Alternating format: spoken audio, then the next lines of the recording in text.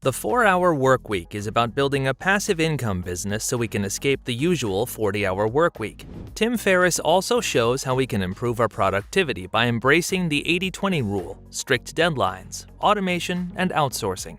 Let's check out everything about time management 4-Hour Workweek. Got a coffee break? Embrace your inner wolf, step up. Forget titles and hierarchies. It's all about problem solving. Lead or follow to ignite outcomes. Play your part, embody our brand. Zero excuses. Build your wolf pack, savor victory. Validate your expertise, attain mastery. The road to freedom awaits. Engage, flaunt our brand. Unleash your power at buildyourwolfpack.com. Unleash now at buildyourwolfpack.com.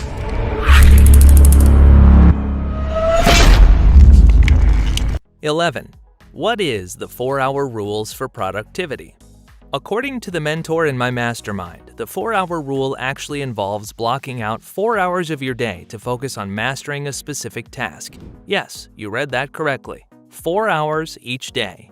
For him, he woke up at 5 a.m. and focused in on mastering one task until 9 a.m. Whether it was marketing, sales, or product creation, the 4-Hour Rule encourages you to dedicate your energy, focus, and time to just one area until you master it. Then you can move on to the next thing. Carving out 4 hours per day seems like quite the sacrifice, but it's worth it. 10. System Reset. 99% of people in the world are convinced they are incapable of achieving great things, so they aim for the mediocre. The level of competition is thus fiercest for realistic goals, paradoxically making them the most time and energy consuming. Realistic goals restricted to the average ambition level, are uninspiring and will only fuel you through the first or second problem, at which point you throw in the towel. It's a matter of specificity. What do you want is too imprecise to produce a meaningful and actionable answer. Forget about it. A better alternative is dreamlining. Dreamlining is so named because it applies timelines to what most would consider dreams. The most important actions are never comfortable. Fortunately, it is possible to condition yourself to discomfort and overcome it. There is a direct correlation between an increased sphere of comfort and getting what you want. 9. Elimination, the end of time management. Being busy is most often used as a guise for avoiding the few critically important but uncomfortable actions. Being effective versus being efficient.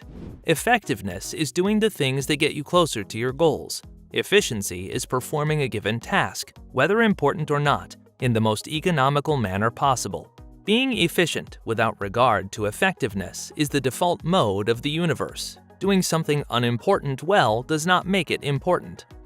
Pareto's Law. 80% of the outputs result from 20% of the inputs. The key to having more time is doing less, and there are 2 paths to getting there, both of which should be used together. 1. Define a to-do list, and 2. Define a not-to-do list. In general terms, there are but 2 questions. Which 20% of sources are causing 80% of my problems and unhappiness? Which 20% of sources are resulting in 80% of my desired outcomes and happiness? The goal is to find your inefficiencies in order to eliminate them and to find your strengths so you can multiply them.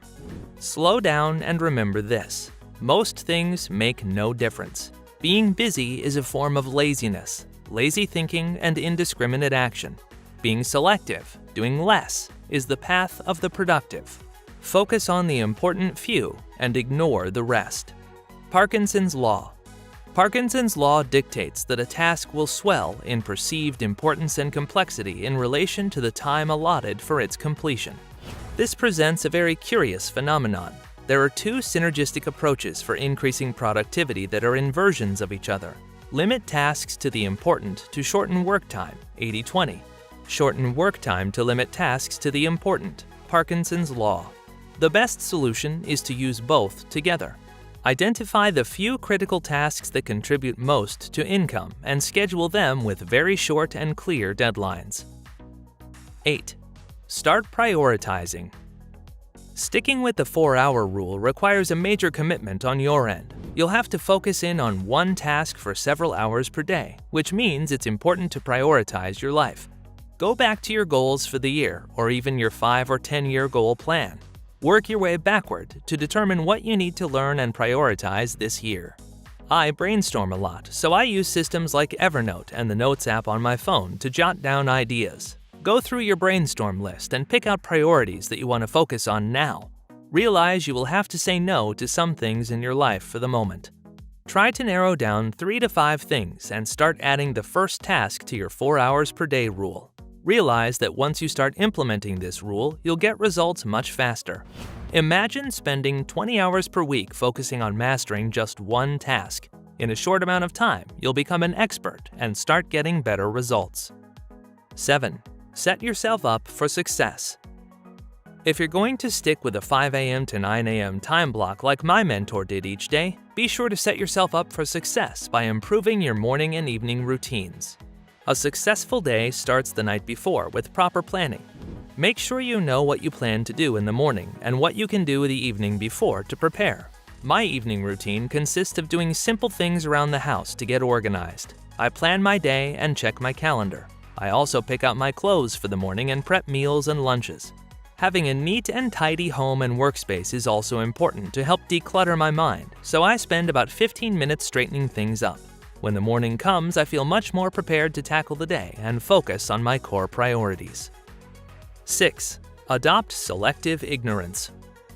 There are many things of which a wise man might wish to be ignorant. Ralph Emerson, 1803 to 1882.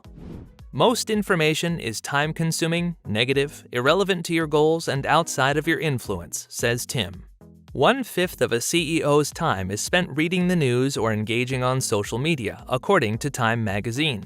Be selective with what you read at work, and you will improve productivity and get more done. The rest you don't need. 5. Use the time you do have.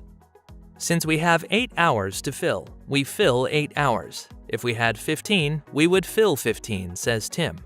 His advice is to adopt Parkinson's law, which argues that work expands to fill the time available for its completion. So set yourself tight deadlines and stick to them. Time is wasted in proportion to the amount that is available, Tim explains. If you give yourself an entire day to complete an hour-long task, you'll likely use the entire day. The key to Parkinson's law is to create a sense of urgency. Remember university? Those late nights trying to scrape together an essay were never fun, but boy, they were focused. Set false deadlines in a tight time frame and stick to them. Added pressure increases productivity and gives you back your time. 4. Outsource, outsource, outsource. The first rule of any technology used in a business is that automation applied to an efficient operation will magnify the efficiency. The second is that automation applied to an inefficient operation will magnify the inefficiency. Bill Gates. Minimum time input, maximum output. That's the goal. Workplace automation is the key to regaining time. Virtual assistants and apps are your friends. They give much-needed support and help you offload those irrelevant but important errands. 3.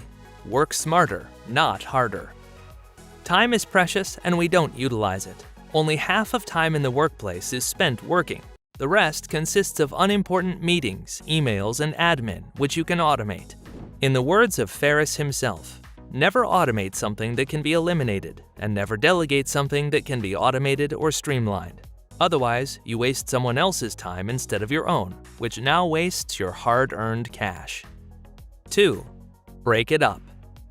While the 4-hour rule for productivity is best implemented when there are no distractions to deter you, it's understandable to realize that not everyone can chunk up their day in a nice, even 4-hour window.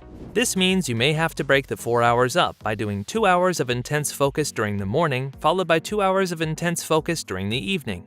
This is what I'm doing currently, and it still works.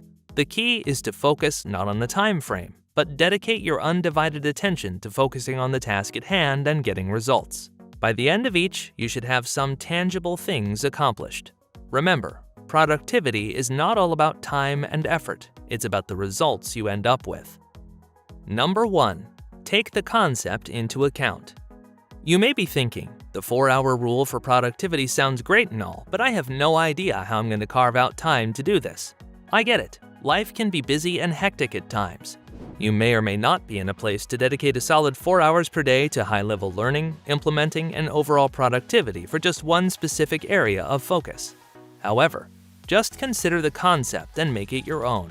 I saw an article a few years back about how successful people like Oprah, Bill Gates, and Elon Musk have all done this one thing to contribute to their success. This involved them taking 1 hour each weekday to devote to deliberate learning and practice. It's so similar to the 4-hour rule, only spend just 1 hour per day from Monday to Friday. This is very doable and will still get you results. Everyone should be able to carve out 1 hour per day to focus on their priorities. When you think about it, if you can't spend 1 hour per day on yourself and something that's important to you, it's about time to audit your schedule and how your time is being spent. What are your thoughts on the 4-hour rule for productivity? This is a very high-level method, but it definitely works.